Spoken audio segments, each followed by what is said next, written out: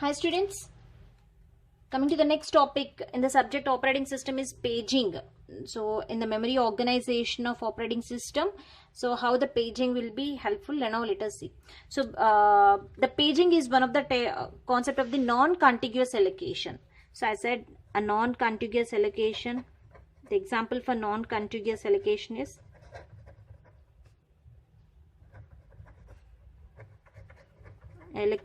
paging. So this non-contiguous allocation is also called as virtual memory. So this is a concept of virtual memory. Means it is not the real, it is everything is a non-logical. That paging concept, everything is a logical. It is non-contiguous allocation, which is, you call it as a virtual memory. So to provide, so let me write the points for this. Actually, to provide ease to the users and at the same time, to increase the CPU utilization, we use the concept of virtual memory. Why we are using the virtual memory concept in the operating system? To provide easy to the users and at the same time to increase the CPU utilization. To increase the CPU utilization, we use the concept of virtual memory. So in this system, operating system is giving illusion to the user. So just it is giving illusion. It's not a real.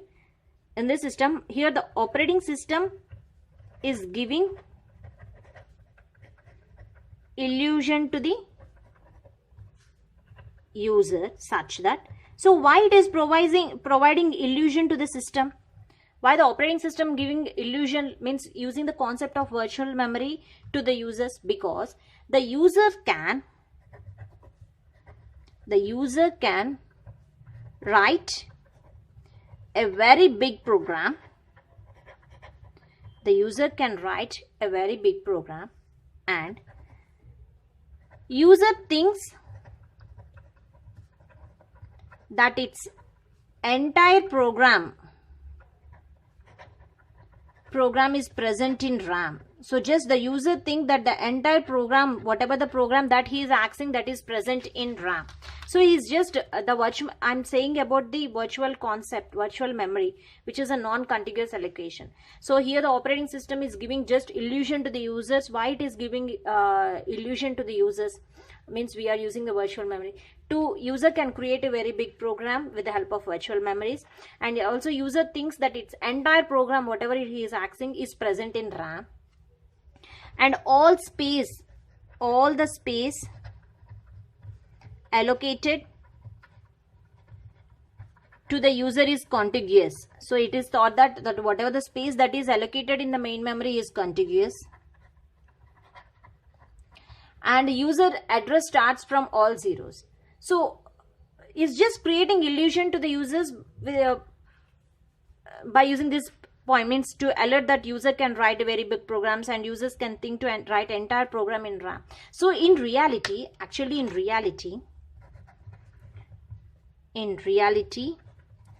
only a small portion, the small portion of the user program is in RAM. So in the RAM, not the entire program is present in the RAM. We are having only just the illusion, means we are adding some virtual memory, but in reality only the small portion, whatever we want to be executed, that small portion of the user program is in RAM with the help of the library functions. So which may or may not be contiguous. So that whatever the data, that small portion that you are using, that may or may not be contiguous, while the remaining program is present in secondary memory. While the remaining program in secondary memory. So if you know this concept, then you can understand the paging concept. Actually here what I am saying that a non-contiguous allocation is also called as a virtual memory. Actually, this virtual memory, why we are using to provide ease to the users and to increase the CPU utilization. How it is increasing the CPU utilization? It's just giving an illusion to the user such that user thought that we are writing a very big program. So that complete big program is stored in the RAM, and there is a space that is allocated to the user is contiguous. So we are just giving its illusion, but in reality only a small portion of the user program is stored. Only the small portion of user program is present in RAM, and that may be contiguous or non-contiguous, whatever it may be, but only the small portion of user program is in RAM, and the remaining program, in this entire program, only small portion is stored in RAM, and the remaining program is stored in secondary memory. So actually that is a concept. Only small program stored in RAM, remaining program is stored in secondary memory. But we thought that the entire program, whatever we are returning, that completely stored in RAM. So now coming to the concept paging. So what here the paging means, and I am talking about this virtual memory, why it is related to this paging. Now let me write that. So here the main memory is divided into number of equal size relatively small frames. So here the process is loaded by loading all its pages into available frames. So let me write that. A computer can add more memory. A computer can add more memory than the amount of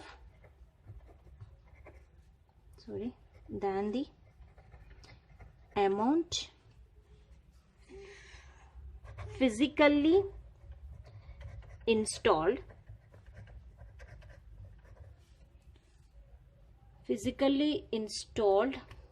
on system. This extra memory is called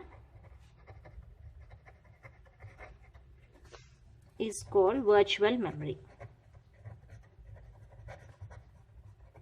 So in a computer can add more memory than the amount of physically installed. Suppose already we thought that the main memory is the size of the main memory, it can store up to 64 KB.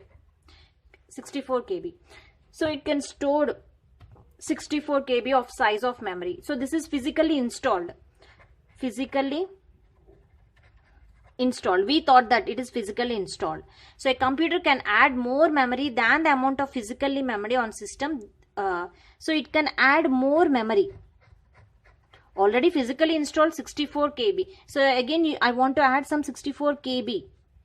Okay. So this extra memory you call it as a virtual memory.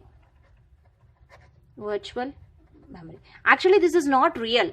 Okay, so this only the 64 KB, whatever it is, the physically installed main memory is 64 KB, and this is an illusion. Here we want to store the temporary data, just it's only whenever the system is off, the whatever the memory that is there, this completely erased and this will be discarded.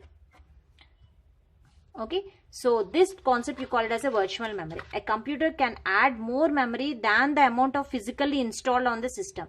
This extra memory is called as a virtual memory. It is a memory management technique. So a paging is a memory management technique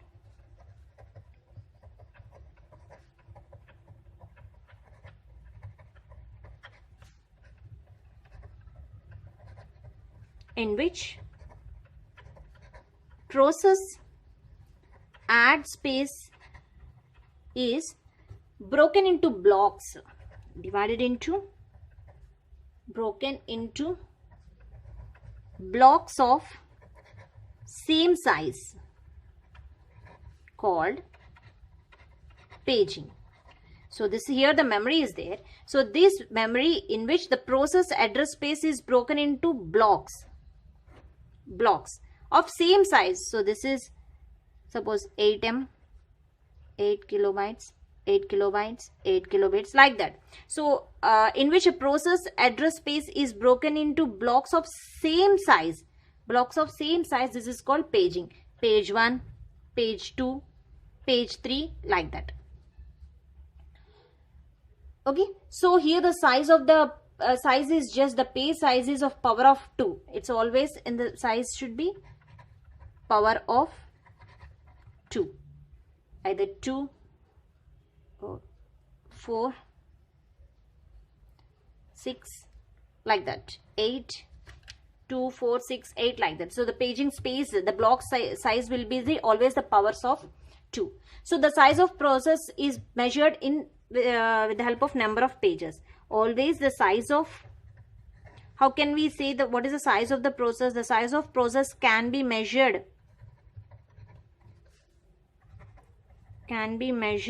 in number of pages. So suppose here 3 pages are there. So size of the process is 3 pages. The size of process can be measured in number of pages. So similarly, a main memory is divided into small fixed size of blocks. That is the let me write that. Similarly, main memory is divided into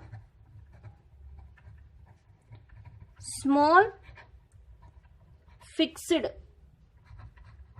blocks.